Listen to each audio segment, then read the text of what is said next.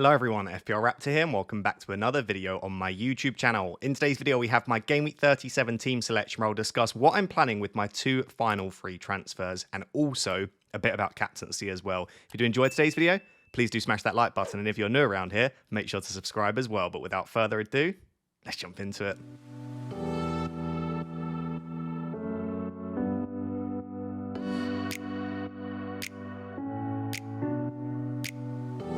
So we are at that point of the season now where the videos start to get shorter and shorter, and I would imagine that this is a shorter team selection video than usual because there are fewer decisions to make, right? Only 2 game weeks left now, only 2 free transfers. And yes, there's a good chance that I take a hit probably in Game Week 38, but very few decisions. Really, it's around benching decisions, captaincy, and then which punts we want to have fun with in Game Week 38. But we'll discuss all of that today. As always, I just want to say thank you for the support across the season. There'll be plenty more videos, but as we wind down, I always feel very grateful that, especially for those of you that have been here every week, that you continue to watch my content. So thank you very much for that. But still a little bit left before the season ends. So I've currently got 1 free transfer and 3 million in the bank, which is, as I said, 2 free transfers for the final 2 weeks. And I'm glad that I've got that little bit of money in the bank because it does give me some flexibility in terms of my moves. Really, with the goalkeepers and the defenders this week, I do have a lot of benching headaches, and I'm a little bit scarred from last week. So last week I decided to play Raya and Bradley instead of Areola and Konsa. And maybe in hindsight, even without hindsight, that wasn't the correct decision, right? Areola playing against a very toothless United team, Raya and Bradley in the same game when we expected that there could be quite a few goals. I just saw it as West Ham are not a good defence, Arsenal are, and Bradley has more attacking threat than Konsa. And we're now in a position again for Game Week 37 where I'm kind of viewing it in a very similar way. I probably prefer Areola's fixture and I probably prefer Konsa's fixture. But when I look at it, Bradley has more attacking threat than Konsa, and Raya plays for a better defence than Areola. So I'm once again sat in a position where I'm starting Raya and Bradley with Areola and Konsa on the bench. But last week, that cost me like 9 points, I think it was, which was the difference between a fairly big red arrow and a small green one. So I would love to know down below in the comments, Raya versus Areola, where do you stand? And more importantly, why? If you're Areola, try and convince me why that should be the play that I go for. And then with Bradley, Konsa, Saliba, who would you start out of those 3? I could conceivably just massively back the Arsenal defence against Newcastle and start Raya and Saliba.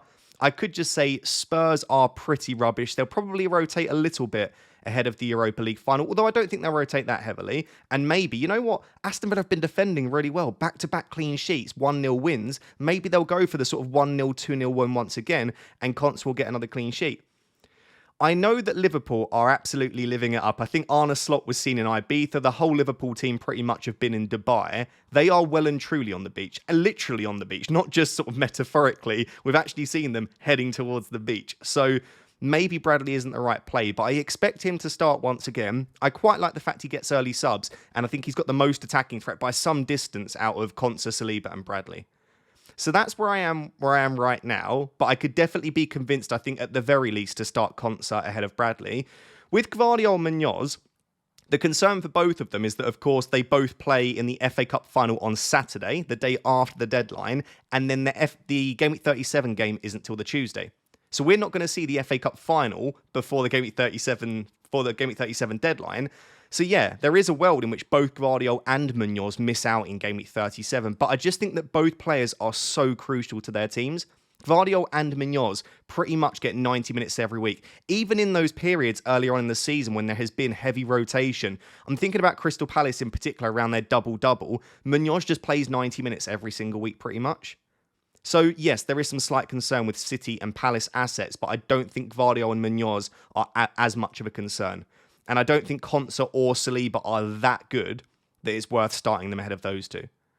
So yeah, that's where I'm at right now with the defence. I'm not going to be using defender transfers in the final 3 weeks. I'd rather just field an absolutely terrible defence. And to be honest, it doesn't look terrible. Raya versus Areola. Bradley versus probably Konsa. Although if I started Areola, I could start Saliba. Let me know what you think down below. At the moment, I'm backing Arsenal as a decent defence. And I'm backing Bradley for the attacking threat. So moving on to the midfield, and I'm actually very, very happy with the starting 4 midfielders. The one on the bench we'll discuss in a second because I don't think he's great for 37 or 38. But the 4 starting, really, really good. 3 of them playing at home, Salah the only one playing away. On Jared Bowen, I'm so happy to have Jarrod Bowen. He's got me 3 returns in the 3 games that I've played him recently. No, he doesn't tend to get double digits, but that's absolutely fine. I can take 8 and 9 pointers. He's got Forest at home this week, a home fixture, and Forest haven't been defending that well, followed by Ipswich away in 38. He genuinely might be my captain in Game Week 38. We'll discuss that next week with differential captains and players to buy and all that lovely stuff. I might captain Bowen next week if I really want to go for it. And the reason that I am absolutely loving owning Jarrod Bowen is not many people are able to get to him. Because do you remember when everyone went for Mbeumo, and Mbeumo was the priority? Then people went for De Bruyne was the priority. Now people are going for Watkins and Palmer and Saka. There just hasn't been a week where Jarrod Bowen has felt the priority, but he continues to tick along. So I'm very happy with him. Bryan Mbeumo at the moment has my captain's armband. It won't stick because, spoiler alert, I'm planning on buying a player in the attack that I almost definitely will give the armband to. But I do think that Bryan Mbeumo might be in my top 3 captains this week. He's got all of the things that we've always said. He plays better at home. He's got set pieces. He's got penalties. He's got fantastic minutes. And I just think it's a good fixture for him. Like, Fulham haven't been as resolute defensively over the last 6 to 10 as they were at the start of the season. So I don't think he'll end up with the armband, but I'm very happy to have him for the final 2 weeks. Morgan Rogers is a player that quite a few people have sold. He was at about 35-40% effective ownership in Game Week 36. I think that will probably shoot up to around 60% ownership around my rank, but that means that I'll still gain a fair bit if he does well. We know that Ramsey got suspended. We know that they have a few injuries in their attack as well. Rogers was already nailed on, but he's super nailed on right now. And I even think there's a world, because Tielemans is injured and Ramsey's out. We might even see like Asensio switch out to the left or Rogers switch out to the left. But what that might mean is that Rogers finally comes off that right wing. I don't mind if Rogers plays on the left. I don't mind if Rogers plays through the centre. Where I don't like him is off the right. And I have a feeling that he could move a little bit more centrally over the coming 2 game weeks. He's also got United and Spurs. Literally, outside the promoted teams, the 2 best fixtures you could possibly hope for. Spurs before the Europa League final. Man United after the Europa League final. So very happy with Morgan Rogers.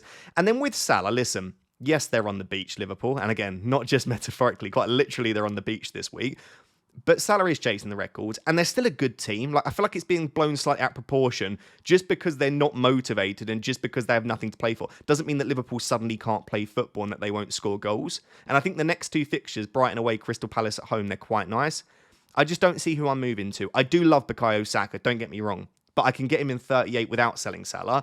And as much as I think Palmer's great this week, I don't think he's that much better than Salah. If you said you can have either of them, I might take Palmer for the differential, but I wouldn't be surprised if Salah outscores Palmer this week. So I just don't see the need to sell him in my team right now. If I was really chasing, and I'm talking 25 to 30 points away from where I wanted to be, and it meant a lot for me to get there, I'd probably sell Salah to Palmer and captain, or Salah to Saka and captain, because of the differential nature of it. But I don't feel the need to do that in my own team.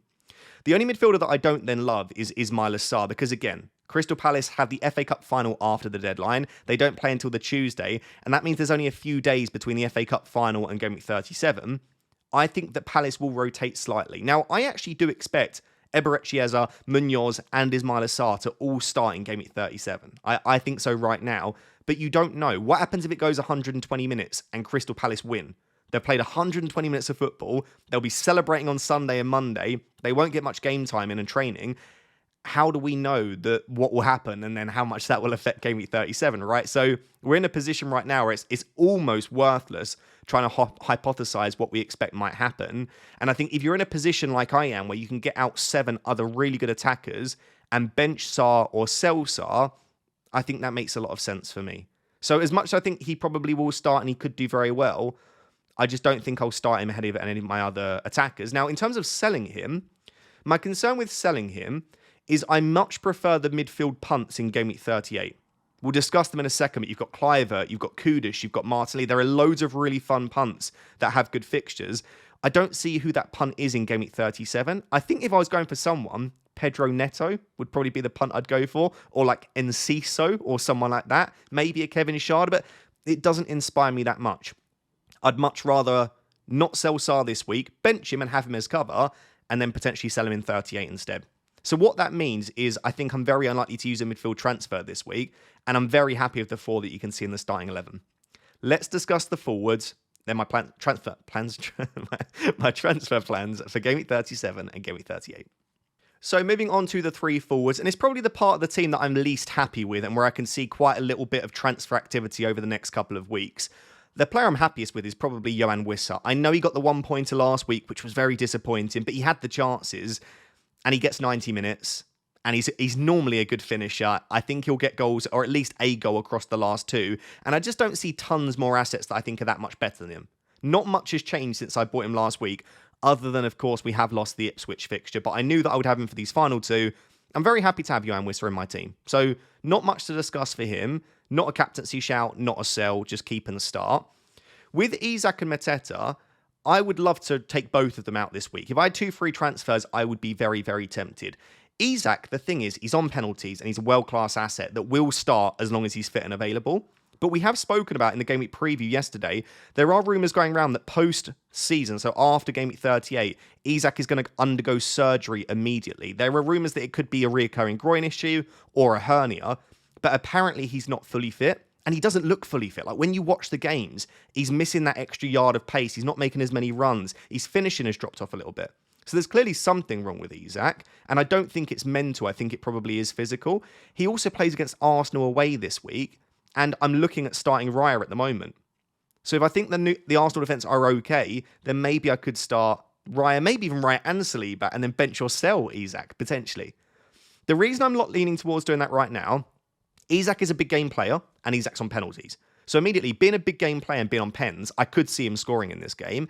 And then the other thing is, I've got Jean-Philippe Mateta. If Mateta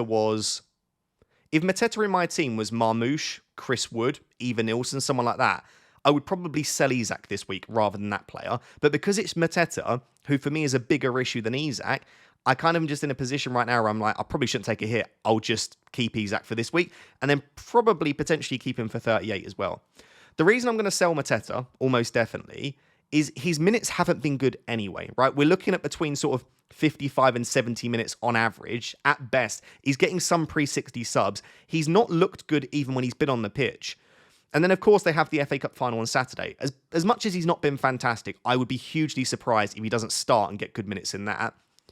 Which means I think that Nketiah has a very good chance of starting the Wolves game. And even if Nketiah doesn't start the Wolves game in 37, I think he probably comes on for Mateta once again between sort of 50 and 65 minutes.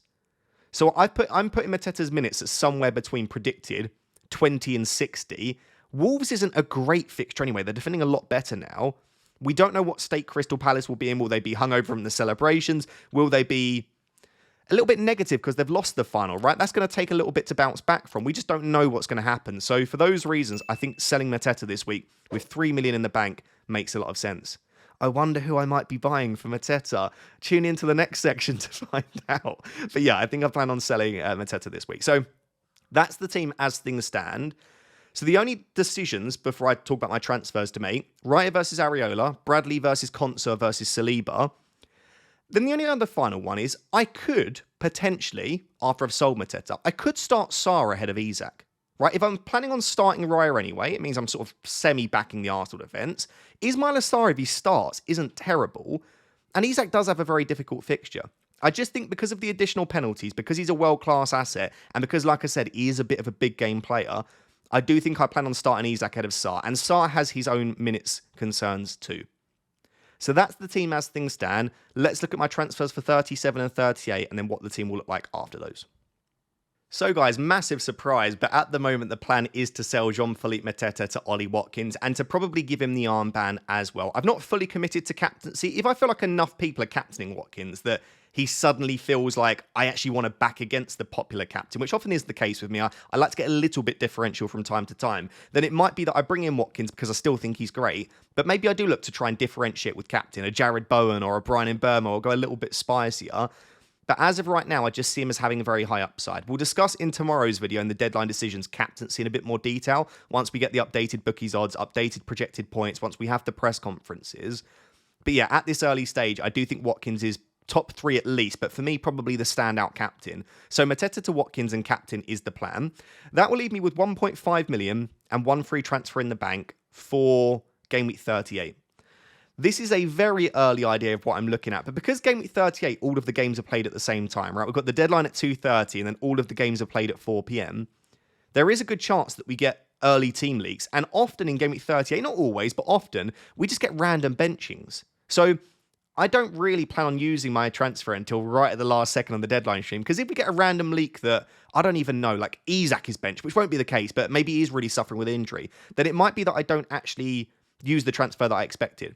So just at this early stage, let's say all of my players start or we don't get any leaks that surprise me, my current plan is if I want to go for free, I don't want to take a massive risk and I don't want to take a hit.